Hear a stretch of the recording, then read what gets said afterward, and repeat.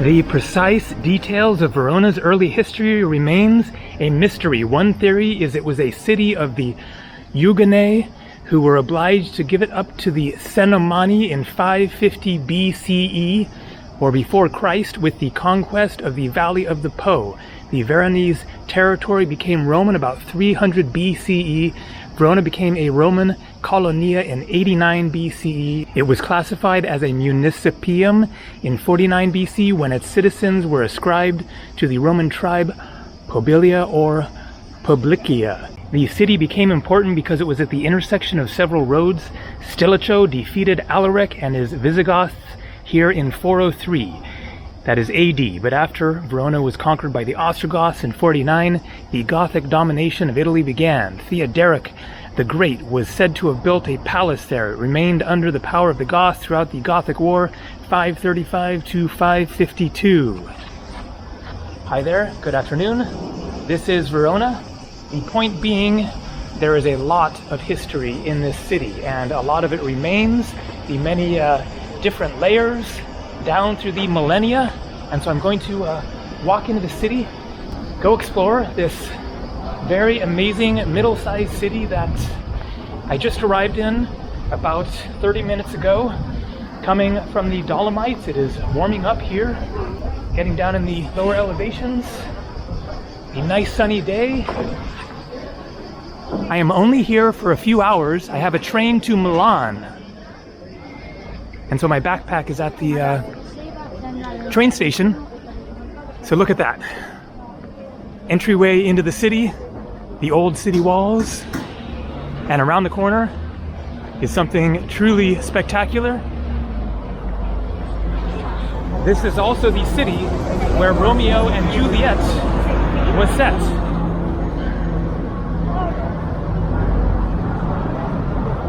So we will first dive into the Roman history. You'll see what I mean around the corner here. And then afterwards, go find the house where Juliet lived and where Romeo propositioned her. So you can't see it quite yet, obscured by the trees, but a major piece of Roman history.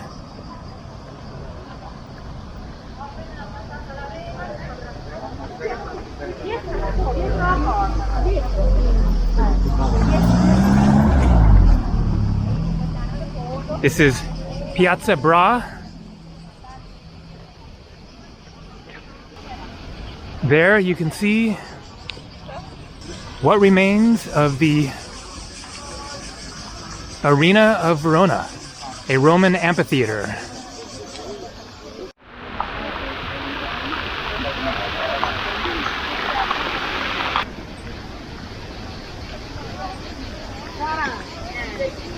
So the arena was built in AD 30.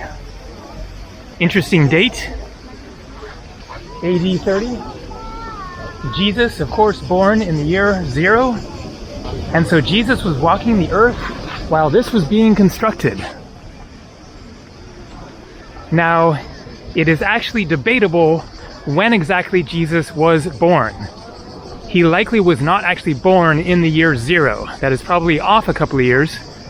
He might have been born in like 4 BC, in which case this would have been finished a year after he was crucified.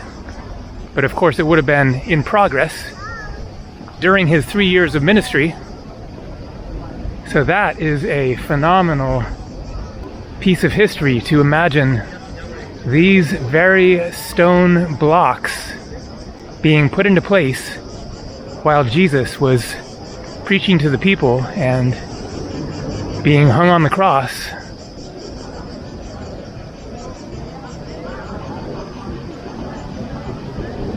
So let's see about getting inside. I assume that that is possible.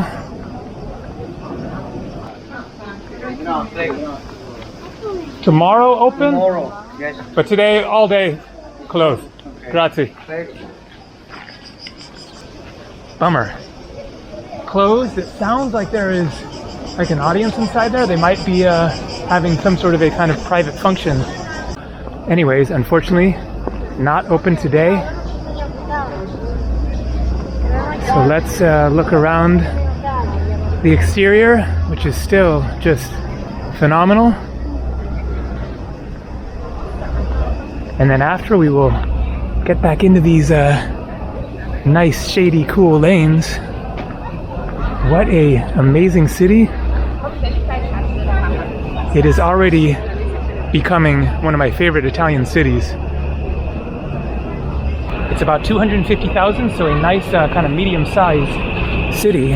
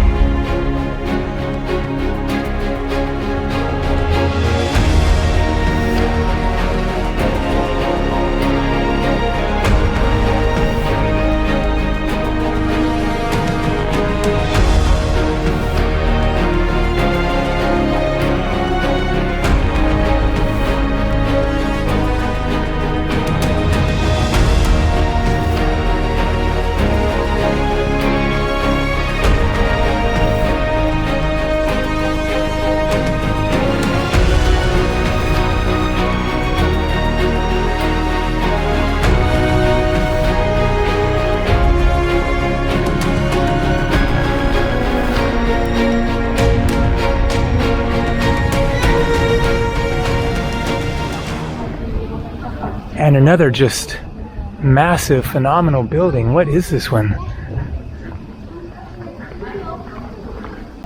Possibly a church.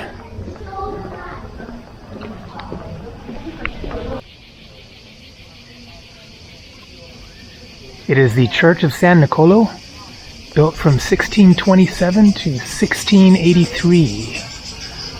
Built on the site of an earlier Roman church, which itself was built in the 12th century.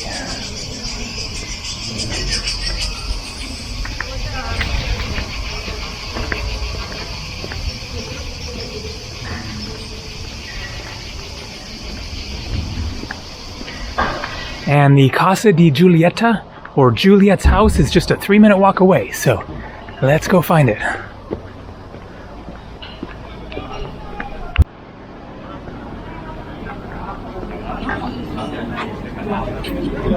Check out some prices. Not bad. Lasagna bolognese, €8. Spaghetti al pomodoro, €7.50. Filetto di branzino alla sorrentina, €12. Antipasti, roast beef e rucola, €9.50. Now, one of the reasons that the prices add up is because the portions don't tend to be really big. It is typical to order 2 or even 3 dishes.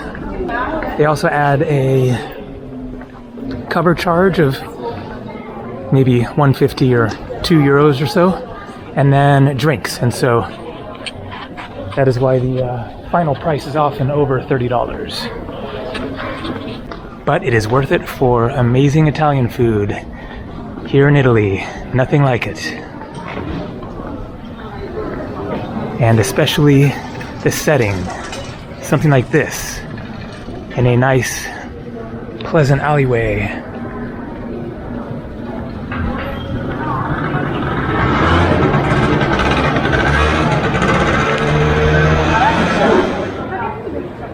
Here on Via Capello,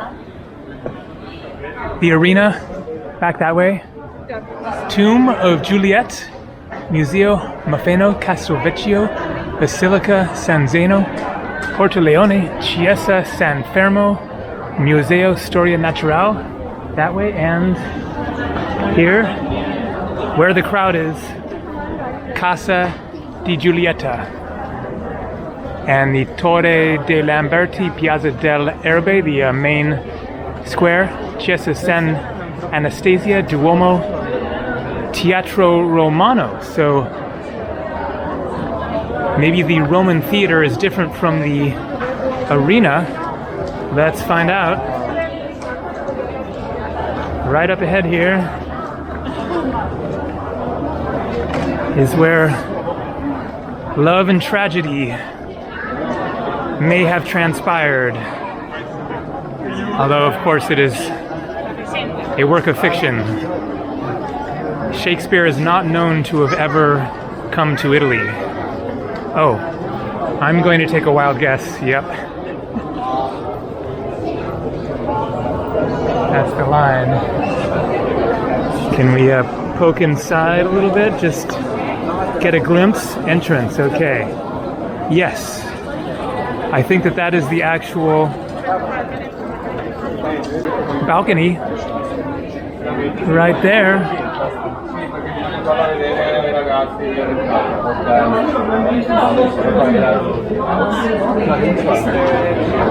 I might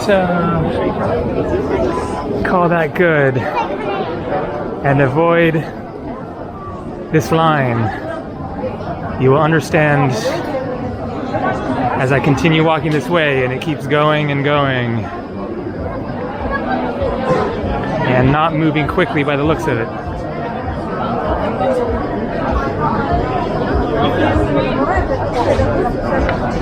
I am really not in a line standing mood at the moment, so going to skip that. I think it is not essential to go inside for that one when there is so much more to see. What an amazing plaza. Voria, Cantar, Verona. Hard to tell if that is this man or Berto Barberani, 1872 to 1945, poet.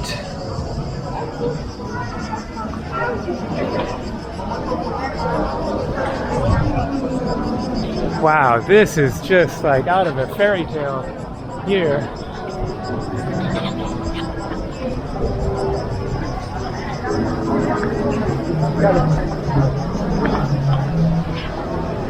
Macedonia, interesting.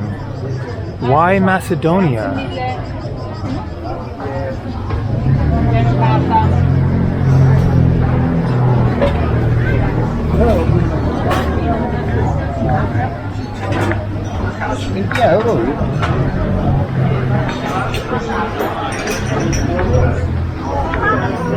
I have to admit, there's a part of me that is thinking maybe not the best idea to plan to spend just a few hours in the city.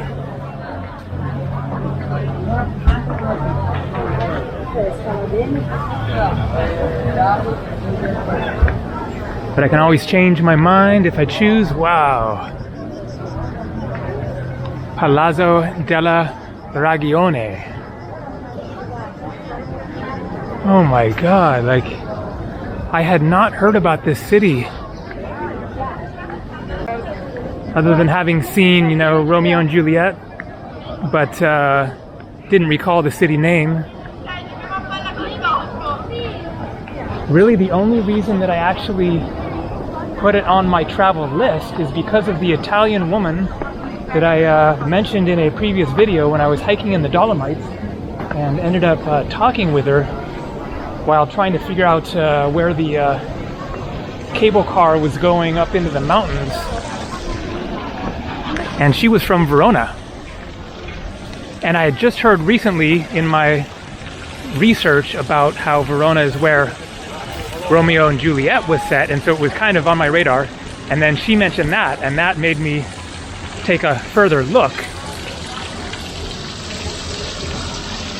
and see what was here to see. And I decided to make a stop on my way because it is right on my route.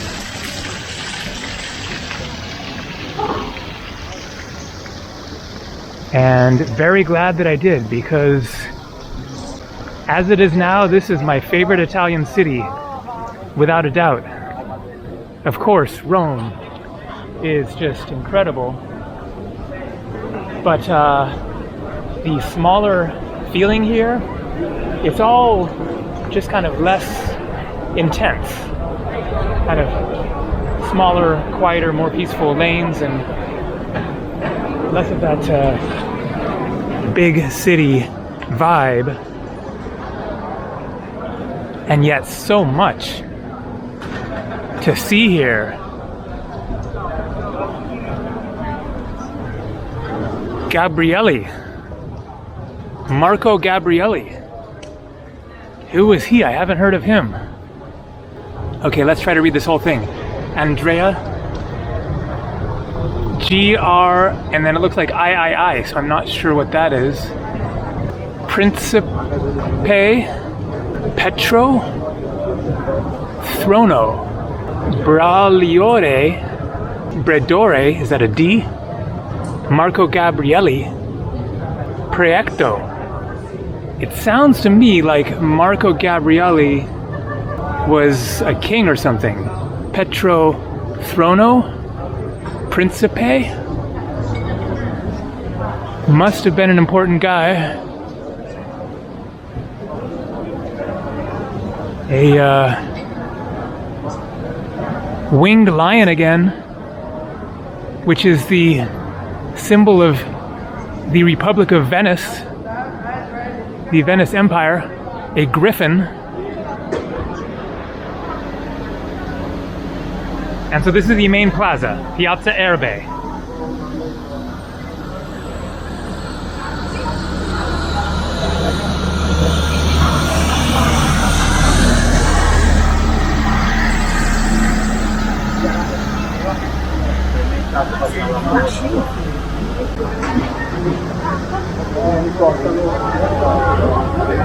And so much more to see. Teatro Romano. So I don't know what that is yet, but the Roman amphitheater is that way, so it is something different. So let's go find that one.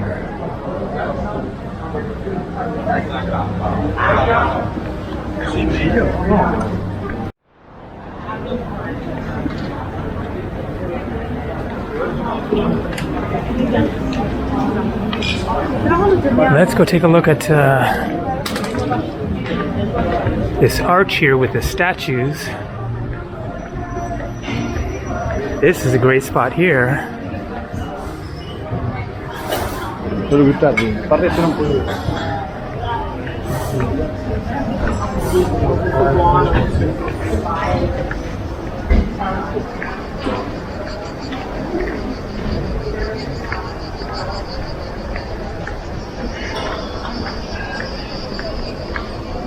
And another amazing plaza.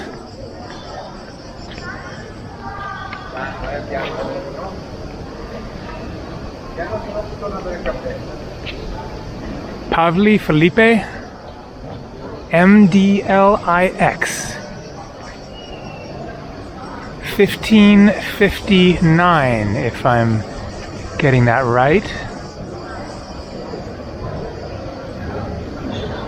Er Fracastorio, Pavli Filipe, Publica Avtorite.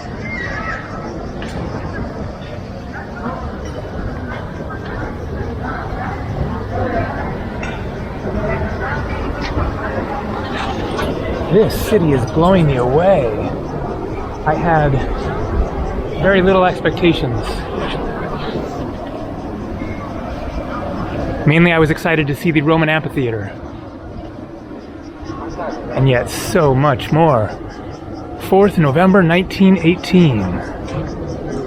Reference to Austria, Hungaria, Lavstria, Hungaria. Wow.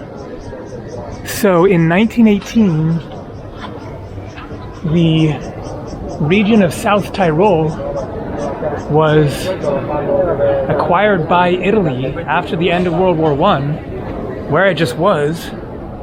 All of the Germanic castles and architecture and the people, a majority speak German instead of Italian. More German spoken than Italian in that region, just north of here. It was part of the Austro-Hungarian Empire. So it says La Guerra Contro, must be control. That must be what this is referring to. I could be wrong, but A name? Madonna Verona. P. Fascinating.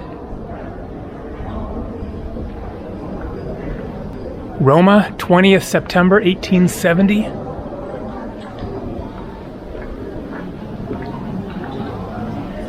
It really makes the history come alive to see these years actually embedded in the buildings and see the different phases and layers of the history all squashed into one city.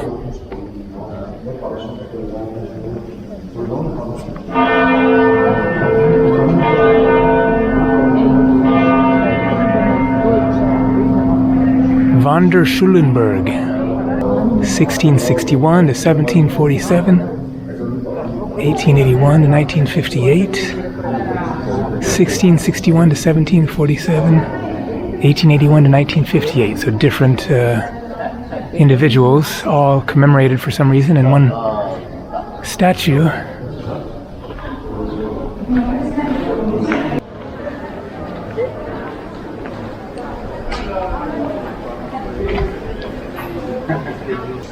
During the course of the 14th century, the courtyard beside the church of Santa Maria Antica, right next to the Scaligeri palaces, became the private burial ground of the Della Scala family.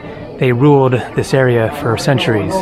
Several of the characters cited by Dante are interred there: Alberto and his sons Alboino, Bartolomeo, and Cangrande. So, a burial site, monument, and quite elaborate with some really interesting symbols. Below the very top, a shield with a ladder and a three, like the tip of a trident upside down. What is that? Never seen that before. Something about like ascending to heaven, taking the ladder or something like that. The stairway to heaven. Slightly different work of art.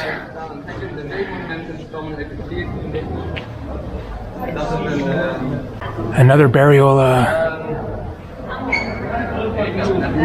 would that be a crypt? Incredible detail. Latin along the edge. Or maybe that's a sarcophagus, I guess. This is the Chiesa, or Church of Santa Maria.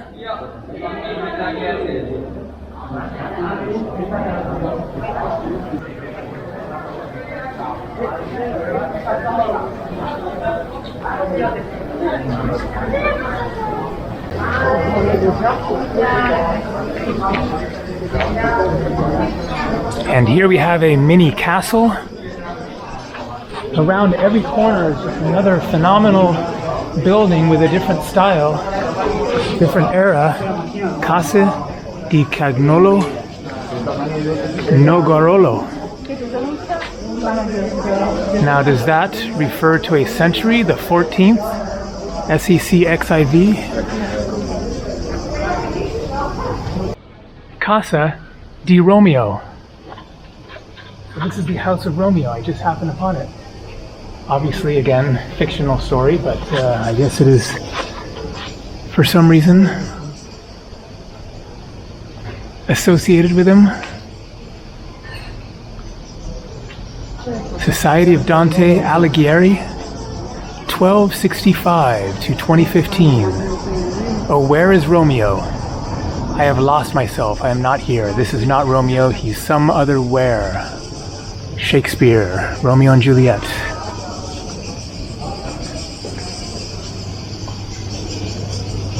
And I guess it is now a restaurant. Look at that old,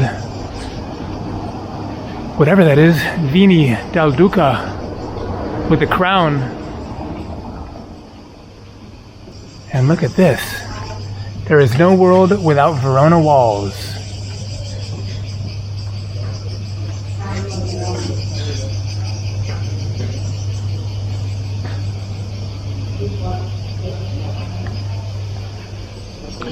All right, so the mission is to get over to the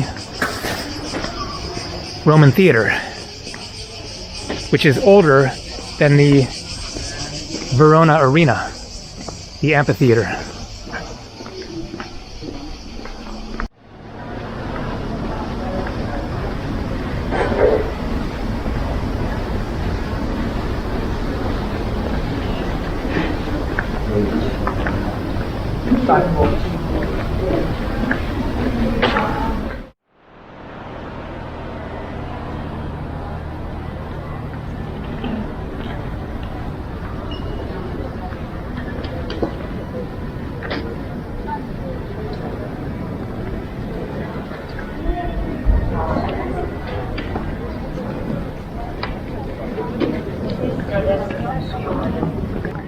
Looks like we can go inside. Always nice to see the inside of some of the churches.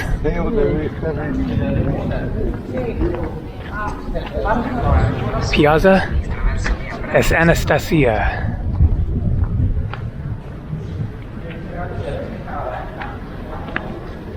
Santa Anastasia. The Dominican Church of Santa Anastasia was a work in progress during Dante's sojourns. Between the end of the 13th and the first 20 years of the 14th century, the order of preachers started working on the construction of a great church that was completed only in the first half of the 15th century.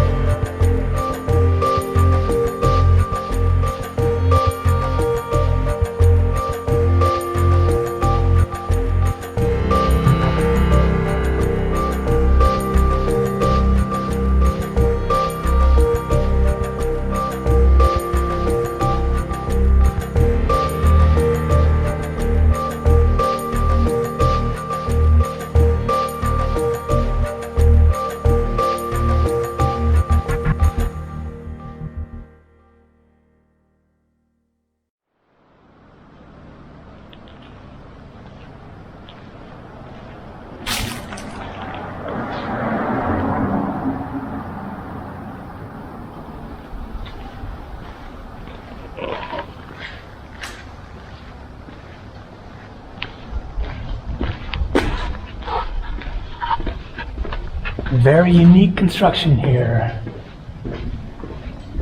So basically everything that I have found so far, other than the arena, was found completely randomly. And so how much did I miss by going left instead of right, or straight instead of right, or whatever? There is just so much in the city. You can just wander as you like, and it is all so beautiful and evocative of history and art, architecture like they just don't make anymore. Another church. Another massive, massive church.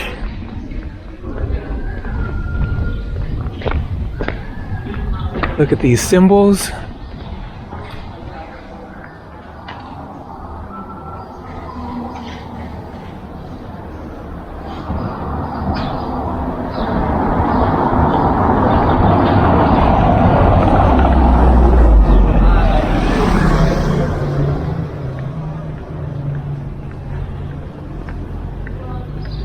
The cathedral, Duomo Cathedral di Santa Maria Matricolare.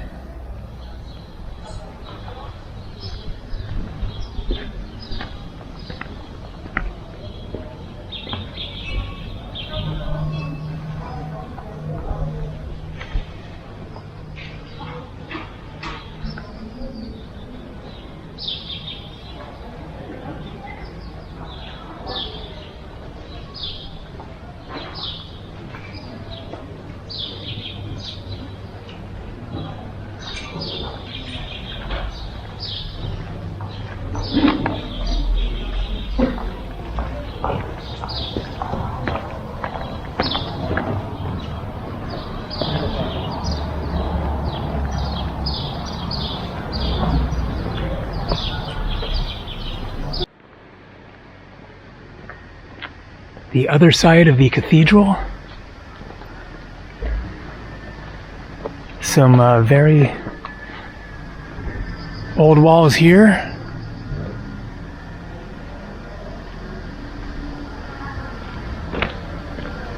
The river is straight ahead here, and the Roman theater on the other side. Looking forward to getting a glimpse of that from across the river. Should be a very dramatic sight.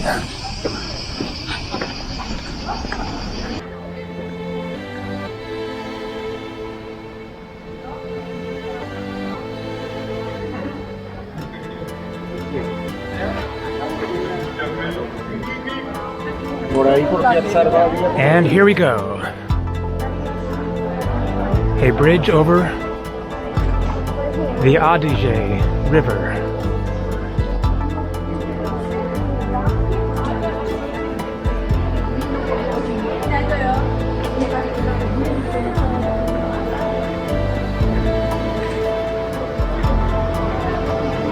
Verona really reminds me a lot of Florence in a lot of ways. Similar scene here with the river, as well as throughout the city. However, I like Verona better. Florence is much more well known, it seems. But I really like the feeling, and the buildings and everything here for me are just more interesting. I think that must be the Roman theater.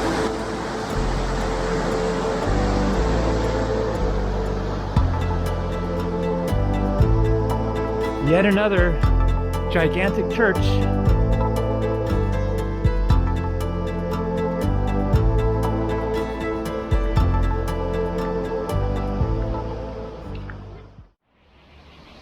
the theater was built in the late 1st century BC, and so the other Roman amphitheater was built in the early 1st century AD, and so this one is actually not very much older, only maybe 50 or 60 years or something like that earlier.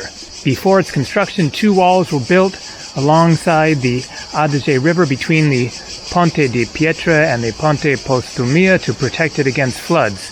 Today, only remains of the edifice are visible, recovered starting from around 1830.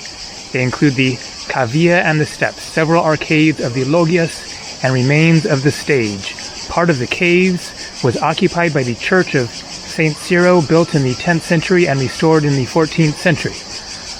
But there you can see, not in as good of condition as the arena, of course.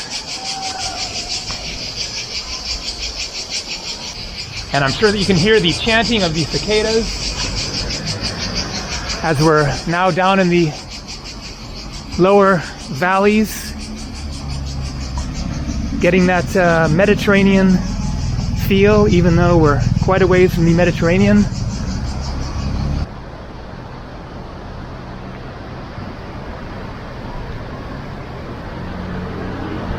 Alright, so I think that this is the proper entrance. Open 10 until 6.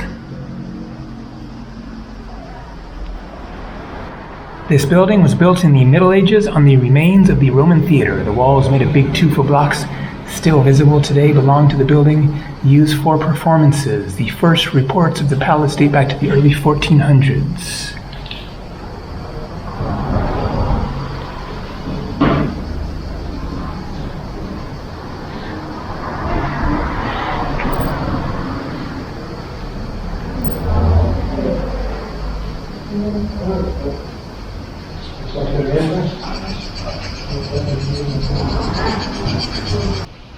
And so as you can see, obviously it is used for performances still today. Looks like they're getting ready. Also the larger Roman amphitheater, the arena, is still used for various events.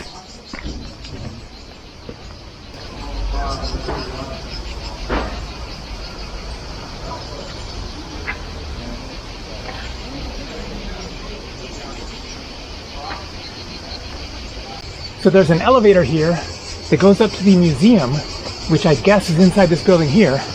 However, I am running short on time. I need to get to my train and continue my journey to Milan. So I think that I will end this video here.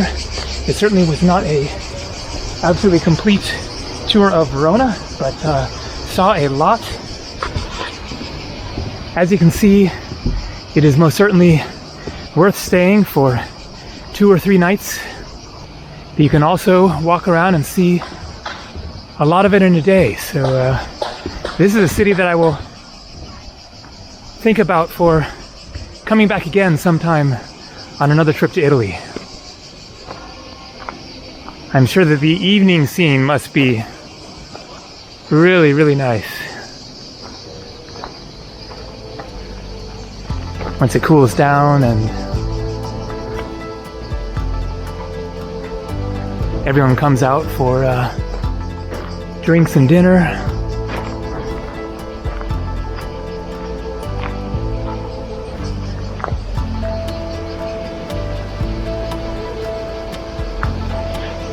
All right, next stop, Milan. Looking forward to it.